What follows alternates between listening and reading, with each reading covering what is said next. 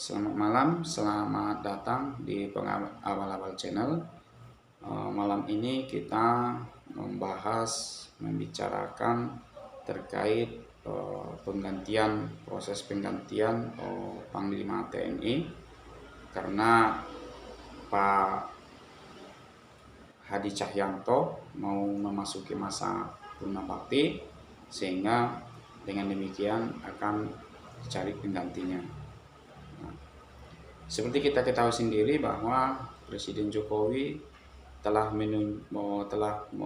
mengirimkan satu nama yang dikirim ke DPR untuk di fit and proper test, yaitu Pak Andika Perkasa.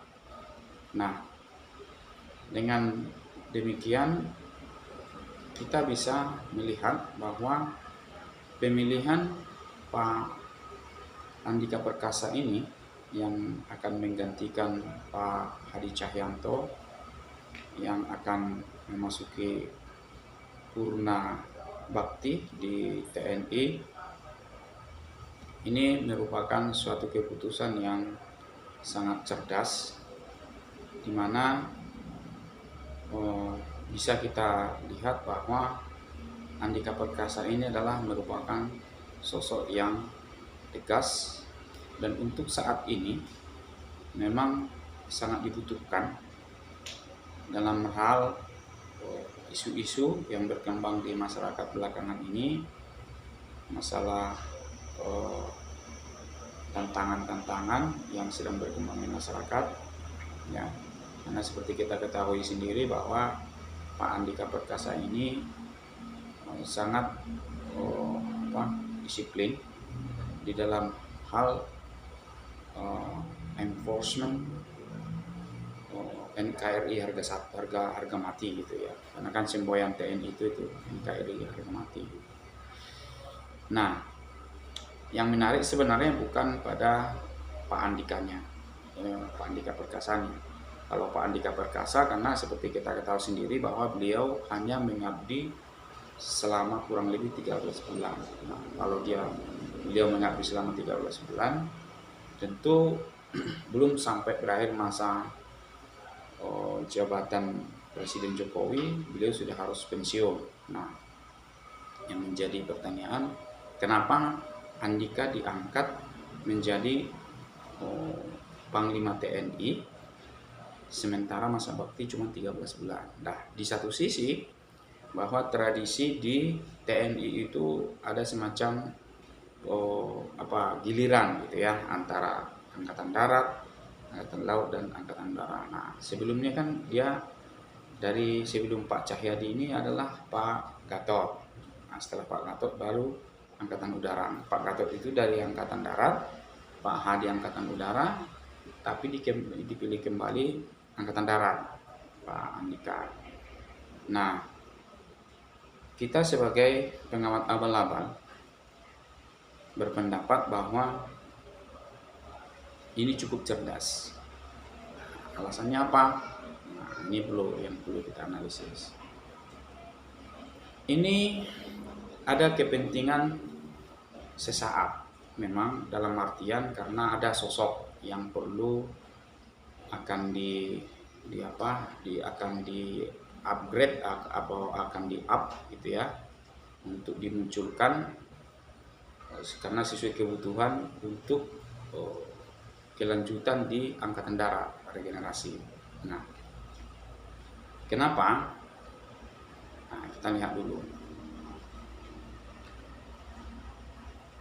Setelah 13 bulan, ini analisa kita nih. Analisa kita bahwa tetap yang akan menggantikan beliau adalah pasti Pak Yudo Margono. Ya, mudah-mudahan mungkin dia masih panjang ya. Masa bakti beliau masih panjang, artinya masih ada waktu setelah 13 bulan. Nah, yang menggantikan Pak Andika Perkasa pasti akan jatuhnya ke Pak Yudo Margono. Nah, di situ hubungannya dari situ adalah terkait dengan kemaritiman, karena kan kita ini sekarang sedang heboh masalah memagari NKRI di laut gitu ya, karena kita kan negara kepulauan archipelago, sehingga matra laut ini perlu ditingkatkan kualitas dan sumber daya ya, supaya bisa memagari laut Indonesia ya, karena kan kita ini berbatasan dengan laut ya, dengan terutama dengan isu-isu LCS gitu ya. Nah, itu kedepannya pasti akan larinya ke sana karena kita akan memperkuat di matra laut. Nah, itu analisa pasca Pak Andika pensiun gitu. Nah, namun yang perlu masih kita bahas adalah bagaimana dengan regenerasi Pak Andika. Nah, ini yang penting. Pak Andika naik jadi panglima. Nah, otomatis lowongan untuk Kasat itu akan vakan. Nah, menjadi pertanyaan, siapa yang mengisi posisi Pak Andika ini? Nah, sesuai dengan aturan yang ada di peraturan kemiliteran di Angkatan Darat lah ya. Ini kita anggaplah Pak, bahwa yang pangkat yang Letnan Jenderal lah yang akan mengisi posisi itu, karena kan bintang 3 nanti yang mau mengisi bintang 4 itu adalah harus ada bintang 3. Nah, sementara sekarang ini kan yang ada bintang 3 itu ada beberapa orang, tapi yang punya track record itu adalah yang sangat ngetrend gitu ya, ngejreng itu adalah cuma satu. Siapa itu ya? Pak Dudung. Saya sebagai pengamat abal-abal, saya yakin bahwa Dudung ini untuk saat ini sangat dibutuhkan alam Indonesia Raya ini. Dan saya yakin Pak Jokowi juga pasti itu yang menjadi pilihannya. Pasti Pak Dudung. Nah, Pak Dudung naik jadi Kasat. Nah, nanti setelah Kasat pensiun nanti Panglima TNI, otomatis Pak Dudung yang menjadi pengganti akan menjadi Panglima TNI. Tapi ini analisa kita ini benar atau tidak? Mari kita lihat. Biarlah waktu yang menjawab. Kenapa kita menganalisa bahwa sosok Dudung ini untuk saat ini dan mungkin sampai ke depan adalah sangat representatif untuk menjawab tantangan yang hidup di dalam bernegara kita ini, karena seperti kita ketahui bahwa isu-isu politik belakangan ini sangat identik dengan isu-isu politik yang mengarah kepada subjektivitas. Ya, subjektivitas itu seperti ya agama, ras, ya, dan lain sebagainya. Sehingga rasa ke nasionalisme itu, kenasionalisan itu akan sedikit tergerendus.